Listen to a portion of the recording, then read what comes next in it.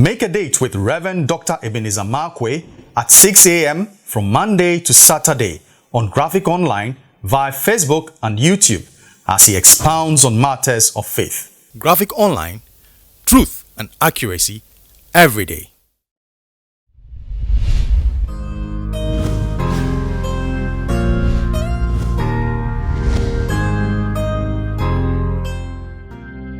This is Reverend Dr. Ebenezer Markwei of Living Streams International, bringing you matters of faith with Graphic Online.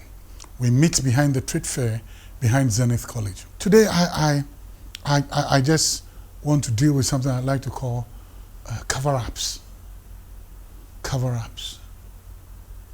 You know, cover-ups are a constant thing that I see with humanity. We like to cover up. We like to decorate things. To cover something up is to make something look what it's really, it look better than what it is. And I'm taking my story from 2 Samuel chapter 11.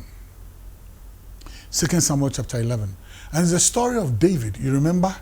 David, you get it, went in for Bathsheba, somebody else's wife, and then he slept with somebody else's wife. And then guess what? Now, the woman came and said, Master, the thing me and you do, it has arrived. You know, the harvest is here. And then David did a few things which are very, very particular for what I'm going to talk about. Number one, he sent for Uriah and then said to Uriah, go and sleep at home. That means go and have intercourse with your wife. So that the baby, what I did, that I'm responsible for, you take the responsibility for it. First step of cover-up. First step of cover-up. That means plaster the thing. Go and add yours to mine and let yours cover mine. That's what it is. So the first step of cover-up, that's what David did. You have done something wrong. Instead of owning up to what you have done wrong, others must be responsible for it. So you set up others to be responsible for what you did. You had the pleasure with that woman. You had the profit of that liaison. You had that profit, the profit of pleasure. But somebody else is going to bear the pain for your pleasure. That's what David did. David, the man after God's own heart. Now here's the interesting thing. First step was Uriah, go home and go and sleep. One way or the other, I don't know. Uriah too, maybe, I don't know whether he heard it through the grapevine. Or Uriah said, no, we are in battle, so I can't go and enjoy the blessings that come from my wife at home. I'm not going home. So he slept at the king's gate. Then look at what David then did. Uriah was the person who stood every chance of exposing David. So first of all, cover up. Let somebody else take responsibility for what you have done wrong. That's what David did. Uriah, take the responsibility for the things that's so Machiavellian in intent, so Machiavellian in purpose, so Machiavellian in action. That's exactly what he did. Now that's what Uriah, you take responsibility for what I have done wrong. And then when Uriah said, no, I'm not going to take responsibility for this. You go and bear your own responsibility. You sowed, go for the harvest. Then guess what David did? He planned the assassination of Uriah. He planned the assassination of Uriah. You know the next step of the cover-up? Innocent people who stand in the position to expose you must be messed up. They must be defamed. They must be wiped up. All of us watch films. This American Juloke police, spy films, you get it? Where sometimes orders are given to kill innocent people so that the misdeed can be covered up. So other people are sacrificed. It's not just taking responsibility for it. They are sacrificed to protect who? Innocent people are sacrificed to protect. That is what David did. He made them kill Uriah. He planned the assassination. He assassinated, he wiped him. That means the voice of Uriah must never be heard. The voice of correction and the voice of rebuke must never be heard. The voice that would expose, you did this, must never be heard. And that's what David did. So the innocent person, the person who stands to expose you, must be wiped away. You have the means, you have the ability. That's what David did. He had the means, he had the ability. He had the people to work it out. So he did it. And he did it without a conscience. For goodness sake. He did it without a conscience. No conscience. Conscience was seared with hot iron. In the pursuit for you to look good. In the pursuit for your exoneration. In the pursuit to maintain your dignity and your kingship. In the pursuit of that, an innocent person was sacrificed. That was David.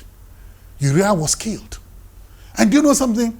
The sad aspect is when Joab came and told David that, look, Uriah is dead. What you planned has this thing.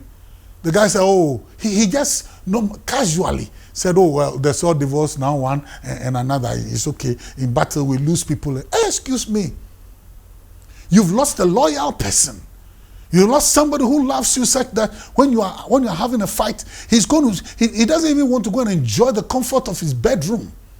He doesn't want to go and enjoy it because you're out there fighting. He's fighting for you. He's working for you.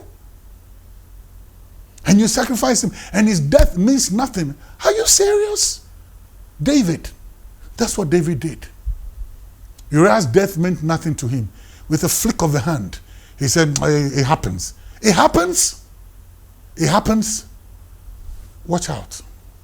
There's a God out there who's coming for you. There's blood crying out, and a poor innocent man is dead for something he did not do. He doesn't know anything about it. He has been sacrificed on the anvil of expediency and convenience. That's exactly what David did. David sacrificed Uriah for convenience, so that his reputation as the king, so that he will be saved, so that there will be no reproach, so there will be no shame. God is coming. This is where we went to a prayer meeting. Then somebody, a girl who just gave her life to Christ and had just received the baptism of the Holy Ghost, she began to prophesy. She spoke in tongues. You get it, the ladies, she spoke in tongues, and then she opened her mouth. Hey, now you people, she doesn't speak English. Now you people, now so things you people things that they do, you think that me go, I know they see. I see you, how they train.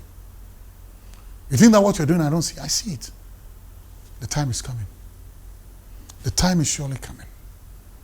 This is what David did. Cover up. Let others take responsibility for what you did wrong and the possibility of assassinating innocent people in order to protect you. Let others take the fall. It's Machiavellian. It is wrong. It is wrong in the sight of God. You did something wrong. He didn't do anything wrong. She didn't do anything wrong. But you know that she has the power to expose you. So what you do, you quickly go and tell everybody around that this person is a bad person so that their voice will not be heard. You're dealing with God, not with man. With time, it will catch up with you. You know something? In all the things that we do, in every equation that we write down for our lives and for the life of others, there's one common thread that we need to have. It is called the God factor. Where is God? Be sure that God is for you. Because if God is not for you, this cover-up will be exposed. And blood will be on your hands. And you pay the price for it. Did you see what Nathan said to you? He said, this thing that you have done, it will haunt your house. Not just your house. It will do, hey. It will do this, it will do that, it will do that. You know one thing? Let the lives of people be precious in our sight. When we do wrong, let's take ownership of what we did wrong. Ask God. He was ready to forgive us. You know, He's ready to do it so that we move on. Let's not sacrifice good people. Let's not defame good people just for our parochial interest and just for our selfish preservation rights. Let's not sacrifice people on the anvil of convenience and tell people the negative things which we know is not true, and assassinate good people when we know they didn't do anything wrong. Listen, own up to what we do wrong. Don't go the pathway of cover-up. It's not of God. That's not right. Don't kill innocent people. Don't assassinate the person you think would expose you. I've seen it so many times. I've seen it so many times. Somebody sees something, and because you're afraid that the person is going to expose you, finish the person. So you go and defame the person before time. Please don't do that. Listen, we serve God, and He's up there. He's watching over the affairs of men, and He knows what is the truth. With time, the truth will come out. With time, the truth will come out. That's it. Uriah will die. The child that is born, he will say he is responsible for it. No problem. But you are dealing with God. You know what I mean? Cover-ups are not what God does. What God does is own up to it, confess it, make it right with God, make it right with people, and that's it. You're on your way. Because cover-up, you pay. In God's dictionary, Machiavelli is evil. Machiavelli is not right. Any Machiavellian move is not good. It's evil. And let us know this with time. It will catch up with you. God bless you. See you the next time.